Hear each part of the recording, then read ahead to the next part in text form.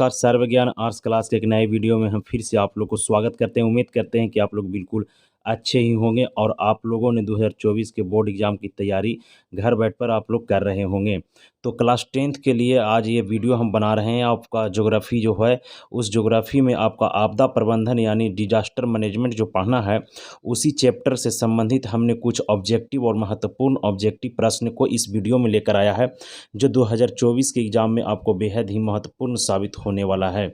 आपने अभी तक इस वीडियो को नहीं देखा तो वीडियो को पूरा ज़रूर देखिएगा, स्किप कर ये वीडियो ना देखें ताकि आपको कोई भी ऐसा प्रश्न हो जो छूट जाए। 2024 में आपके लिए बेहद ही महत्वपूर्ण सारे वीडियो ये होने वाले हैं, आप अंत तक ज़रूर देखें। आप चैनल पर नए हैं तो मन करे तो चैनल को सब्सक्राइब कर लीजिएगा और बेल आइकन को प्रेस कर लीजिएगा ताकि जब भी हम क्लास 10th का कोई भी सब्जेक्ट का सब्जेक्टिव क्वेश्चन लेके आए तो नोटिफिकेशन आप तक सबसे पहले जाए। तो चलिए देर नहीं करते हैं और शुरू करते हैं आपदा प्रबंधन से महत्वपूर्ण वो 40 प्रश्न जो VVI होगा आपका 2024 के बोर्ड के लिए। तो चलिए देखते हैं पहला प्रश्न क्या कहता है। पहला प्रश्न कह रहा है इसमें कि सुदूर संवेदी उपग्रह यानी रिमोट सेंसिंग उपग्रह का उपयोग होता है तो कहाँ होता है। तो इसका सही आंसर क्या हो जाएगा। तो इसका सही आंसर हो जाएगा संसाधनों की खोज के लिए किया जाता है। संसाधनों की खोज के लिए किया जाता है रिमोट सेंसिंग उपग्रह। आपको पता होगा कि जैसे मान के चलिए कि चंद्रयान 3 जब ये हाल फिलहाल में चंद्रमा पर जब गया था तो वहाँ जाकर वो संसाधन की खोज ही करेगा, न कि और किसी जैसे जल हो, मिट्टी की जांच करेगा, पहाड़ की ऊंचाई की देखेगा, ऐसे वो जांच करता है। चलिए दूसरा क्वेश्चन क्या कह रहा है आपका, कह रहा है कि मानव जनित आपदा है निम्नलिखित में से बताइए आपको कि इनमें से मानव जनित आपदा है यानी मनुष्यों के द्वारा यह आपदा आता है।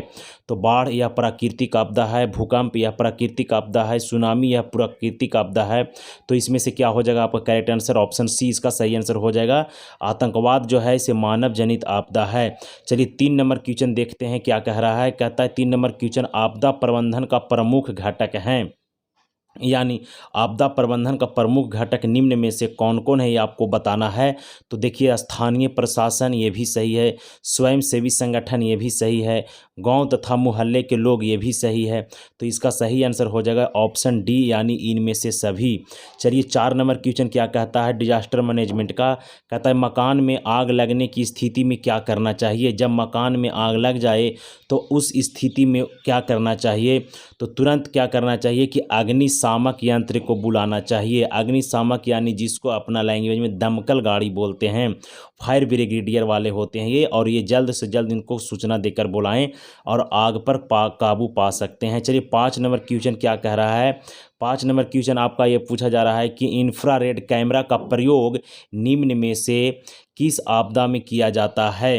इंफ्रारेड कैमरा का प्रयोग किस आपदा में किया जाता है। तो इसका करेक्ट आंसर होगा आपका भूकंप, क्योंकि जब प्राकृतिक आपदा भूकंप आता है तो इसमें मलबे में लोग दब जाते हैं और उन दबे हुए मलबे में लोगों को खोजने के लिए इंफ्रारेड कैमरा का प्रयोग किया जाता है। तो इसका करेक्ट आंसर क्या हो जाएगा आपका ऑप्शन नंबर सी। चलिए नेक्स्ट क्वेश्चन देखते हैं। कहता है कि सूखे के लिए उत्तरदायी कारक हैं यानी जब सुखाड़ हो जाता है तो सबसे बड़ा कारक क्या है। तो वर्षा की कमी, वर्षा ना होने से ही सुखाड़ जैसी हालात उत्पन्न होता है। इसका करेक्ट आंसर ऑप्शन ए हो जाएगा। आप मेहनत कर रहे होंगे क्लास 10th का बोर्ड के लिए तो इस चैनल को ज़रूर देखें आप और अपने दोस्तों को आमंत्रित इस चैनल पर करें।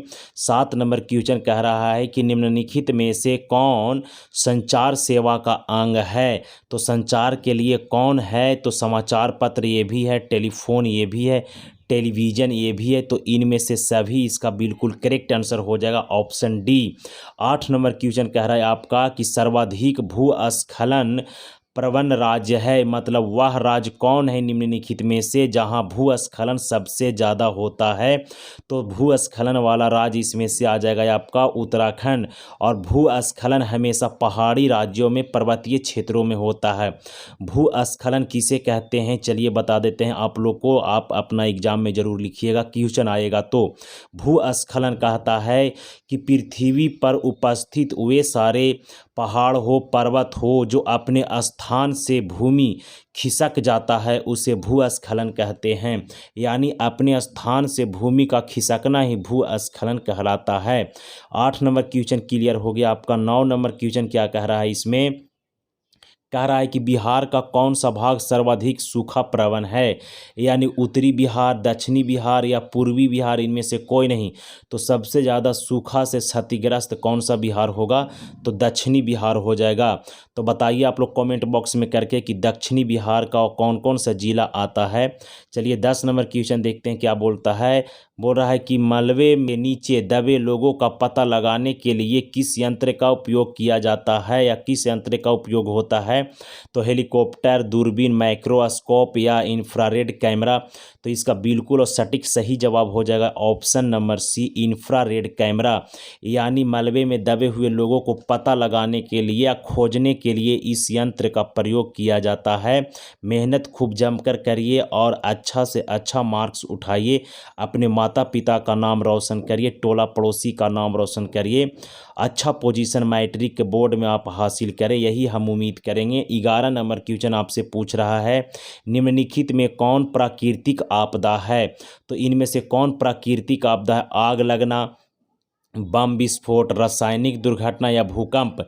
तो इसका सही आंसर हो जाएगा ऑप्शन सी, यानी भूकंप, ये जो है प्राकृतिक आपदा है। 8 नंबर 11th हो गया। चलिए 12 नंबर 12th क्वेश्चन देखते हैं। बिहार का शोक किस नदी को कहा जाता है। तो बिहार का शोक कोसी नदी को कहा जाता है। ऑप्शन बी इसका करेक्ट आंसर हो जाएगा। आप लोग कमेंट बॉक्स में कमेंट कर जरूर बताएं कि बंगाल का शोक किसे कहा जाता है या किस नदी को कहा जाता है, और असम का शोक किस नदी को कहा जाता है। कमेंट बॉक्स में ज़रूर इसका जवाब दें आप लोग। चलिए नेक्स्ट क्वेश्चन कहता है कि सुखाड़ क्या है। तो सुखाड़ एक क्या है, आपदा है या सामान्य आपदा है या मानव जनित आपदा है या इनमें से कोई नहीं है। तो सबसे पहले सुखाड़ जो है एक प्राकृतिक आपदा है, तो इसका श्रेणी हो जाएगा यह कि आपदा है। यह क्या है, आपदा। चलिए नेक्स्ट क्वेश्चन देखते हैं हम लोग। 14 नंबर क्वेश्चन क्या कह रहा है, महासागर तल के कंपन का परिणाम क्या होता है। जब महासागर के तल पर कंपन होता है तो कैसा यह होता है, तो सुनामी उत्पन्न होता है। सो आप ऑप्शन सी इसका बिल्कुल सही आंसर हो जाएगा। 15 नंबर क्वेश्चन कहा जा रहा है कि पृथ्वी की सतह पर पहुंचने वाले भूकंप तरंग हैं। पृथ्वी के सतह पर पहुंचने वाले सबसे पहला तरंग होता है पी, सबसे पहला तरंग पी। 16 नंबर क्वेश्चन देखते हैं। 16 नंबर क्वेश्चन कहा जा रहा है, निम्नलिखित में कौन मानव जनित आपदा नहीं है। यानी इस चार में से कौन वह आपदा नहीं है जो मानव के द्वारा नहीं होता है। तो मानव के द्वारा क्या नहीं होगा, तो क्या होगा इसका सही आंसर, सुनामी। क्योंकि सुनामी जो है प्राकृतिक आपदा है। रेल दुर्घटना, सांप्रदायिक दंगा, आतंकवाद, ये सब के सब क्या है, मानव जनित आपदा है। करेक्ट आंसर इसका सी हो जाएगा। चलिए 15 हो गया, 16 हो गया। 17 नंबर क्वेश्चन देखते हैं। कहता है कि बाढ़ के समय लोगों को निम्न में से किस स्थान पर जाना चाहिए। जब बाढ़ आ जाए आपके इलाका में तो वैसे स्थिति में आपको कहाँ जाना चाहिए। तो ऑप्शन ए आंसर का बिल्कुल करेक्ट आंसर होगा, ऊंची भूमि वाले स्थानों पर आपको तुरंत पहुंच जाना चाहिए, आप वहां जाकर बच सकते हैं। 18 नंबर क्वेश्चन देखते हैं क्या कह रहा है, सुनामी का प्रमुख कारण क्या है। यानी सुनामी कैसे आता है, इसका आने का कारण क्या है। तो कहाँ आता है ये, तो समुद्रों में भूकंप आना, स्थलीय क्षेत्रों में भूकंप आना, पृथ्वी द्वीप पर भूकंप आने, में से कोई नहीं। तो इसका बिल्कुल सही और सटीक आंसर हो जाएगा आपका कि समुद्र में जब भूकंप आता है तो सुनामी की हालात उत्पन्न होता है। नेक्स्ट क्वेश्चन देखते हैं। 19 नंबर क्वेश्चन कह रहा है कि सुनामी किस स्थान पर आता है। सुनामी कहाँ आता है, स्थल पर आता है, आसमान में आता है, समुद्र में आता है या इनमें से कोई नहीं। करेक्ट आंसर इसका हो जाएगा आपका कि सुनामी जो है इसे समुद्रों में आता है। कहाँ आता है, समुद्र। ऑप्शन बी इसका बिल्कुल सही आंसर हो जाएगा। 20 नंबर क्वेश्चन कह रहा है, संचार का सबसे लोकप्रिय साधन क्या है। तो संचार का सबसे लोकप्रिय साधन क्या होगा, मोबाइल फ़ोन हो जाएगा। कौन हो जाएगा, मोबाइल फ़ोन। 21 नंबर क्वेश्चन देखते हैं क्या कह रहा है। कहता है निम्नलिखित में से कौन प्राकृतिक आपदा नहीं है। ये चार ऑप्शन में से बताना आपको कि इनमें से प्राकृतिक आपदा कौन नहीं है। तो बाढ़ प्राकृतिक आपदा है, सुनामी प्राकृतिक आपदा है, आतंकवाद प्राकृतिक आपदा नहीं है, जबकि भूकंप प्राकृतिक आपदा है। तो इसका करेक्ट आंसर क्या हो जाएगा, इसका सही आंसर हो जाएगा आपका आतंकवाद। क्या हो जाएगा, आतंकवाद। आतंकवाद कैसा आपदा है, तो आतंकवाद मानव जनित आपदा है। चलिए 22 नंबर क्वेश्चन देखते हैं। कह रहा है इसमें कि भारत में अत्यंत विनाशकारी भूकंप कब आया था। तो भारत में भयानक कब आया था विनाशकारी भूकंप? तो 1934 में आया था। इसका सही आंसर क्या हो जाएगा? Option number A. चलिए 23 नंबर क्वेश्चन कहता है नदियों में बाढ़ आने का प्रमुख कारण क्या है? नदी में बाढ़ कब आएगा, क्या कारण है? तो जल की अधिकता जब हो जाता है नदी में, तो उस स्थिति में नदियों में क्या हो जाती है? बाढ़ आ जाती है। 24 नंबर क्वेश्चन देखते हैं। 24 नंबर क्वेश्चन कह रहा है आपका कि भूकंप केंद्र के ऊर्ध्वाधर है पृथ्वी पर स्थित केंद्र को क्या कहा जाता है? तो इसका सही आंसर हो जाएगा अधिकेंद्र। जहां से भूकंप उत्पन्न होता है उसे भूकंप केंद्र कहते हैं। पृथ्वी के ऊर्ध्वाधर केंद्र स्थिति पर पहुंचता है तो उसे अधिकेंद्र कहते हैं। 25 नंबर क्वेश्चन कहता है भूकंप संभावित क्षेत्रों में भवनों की आकृति कैसी होनी चाहिए? यानी जहां भूकंप संभावना है जिस एरिया में, वहां पर आकार मकान का कैसा होना चाहिए? तो त्रिभुजाकार होना चाहिए, अंडाकार होना चाहिए, चौकोर होना चाहिए। तो कैसा होना चाहिए? आयताकार होना चाहिए। ऑप्शन डी आंसर इसका बिल्कुल करेक्ट हो जाएगा। 26 नंबर क्वेश्चन देखते हैं कि बाढ़ क्या है? बाढ़ क्या है? तो बाढ़ क्या है? प्राकृतिक आपदा है, मानव जनित आपदा है, सामान्य आपदा है, या इनमें से कोई नहीं है? तो बाढ़ कैसी आपदा है? तो प्राकृतिक आपदा है। वर्षा होती है, नदियों की जल स्तर जब बढ़ जाती है, बाढ़ जैसी स्थिति उत्पन्न हो जाती है, इसलिए बाढ़ क्या है? प्राकृतिक आपदा है। 27 नंबर क्वेश्चन क्या कह रहा है कि बाढ़ से सबसे अधिक हानि होती है। किसको सबसे अधिक हानि होगा? फसलों का होगा, भवनों को होगा, पशुओं को होगा, इनमें से सभी को होगा। तो फसल के भी होगा, भवन का भी होगा, पशु का भी होगा, तो इनमें से सभी का होगा। तो इसका करेक्ट आंसर क्या हो जाएगा? इसका करेक्ट आंसर हो जाएगा ऑप्शन नंबर डी, उपयुक्त में से सभी।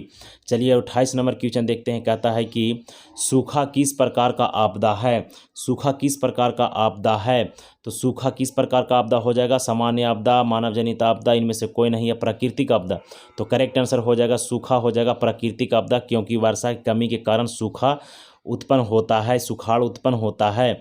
चलिए 29 नंबर क्वेश्चन कह रहा है इनमें से एक जो मानव जनित आपदा है, मानव जनित आपदा कौन सा है? सांप्रदायिक दंगे मानव जनित है, आतंकवाद मानव जनित है, महामारी मानव जनित है। तो इनमें से सभी इसका करेक्ट आंसर हो जाएगा ऑप्शन डी। चलिए 30 नंबर क्वेश्चन देख लेते हैं। क्या कह रहा है कि बिहार का कौन सा क्षेत्र बाढ़ से ग्रस्त है? पहले हमने देखा कि सूखाग्रस्त था। बिहार का कौन सा इलाका? आप देख रहे हैं कि बिहार का कौन सा क्षेत्र है जो बाढ़ से ग्रस्त है?